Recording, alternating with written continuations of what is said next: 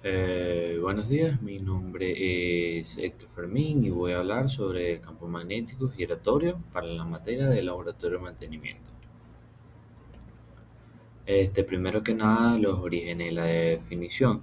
Este, el legado histórico se basa en su descubrimiento que se atribuye a Galileo Ferraris y a Nikola Tesla. Es el principio que permite la conversión electromecánica de energía de forma eficiente en la industria moderna.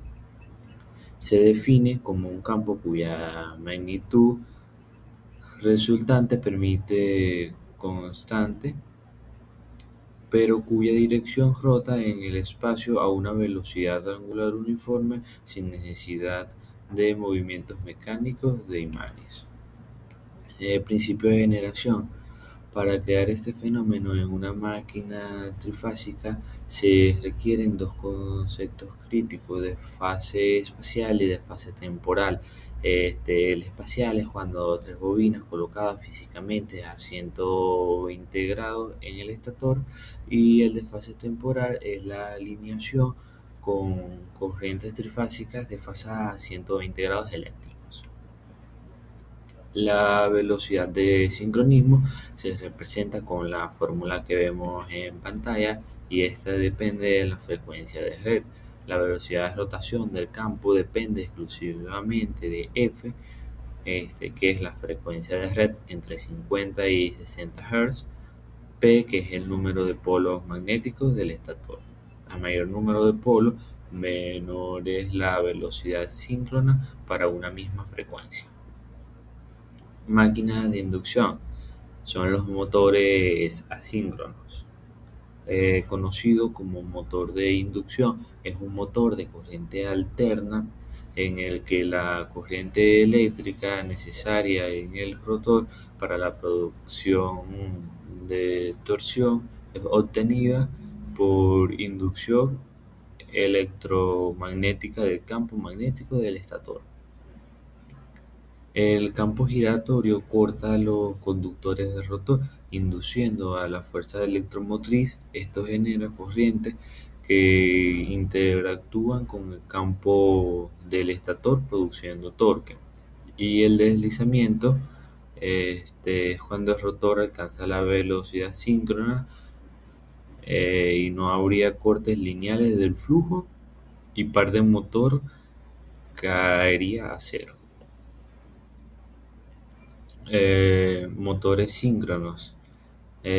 Cuenta con una precisión absoluta y control de potencia reactiva. Acoplamiento magnético. El bloque magnético en estas máquinas no depende de la inducción para magnetizarse. Utiliza imanes permanentes o electroimanes, los cuales los polos del rotor se enganchan magnéticamente a los polos opuestos del campo giratorio del estator. Como resultado, el rotor gira exactamente a la misma velocidad. Los generadores de energía, el alternador.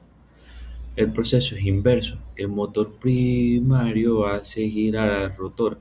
El campo magnético del rotor, al girar físicamente, induce el campo giratorio en el estator, que genera corriente alterna.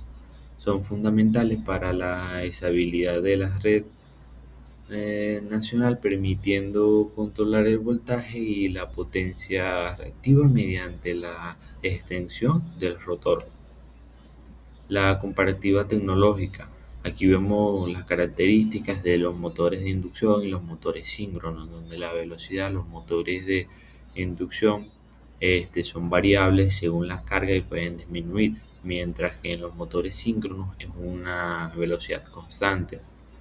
La excitación en los motores de inducción son autoexcitados por inducción, y en los motores síncronos requiere fuentes externas de corriente continua.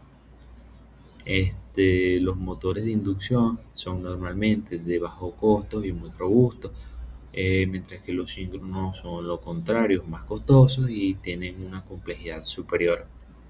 Y los motores de inducción son utilizados típicamente ventiladores industriales o bombas, mientras que los síncronos se utilizan cuando se necesitan grandes potencias y para la generación eléctrica.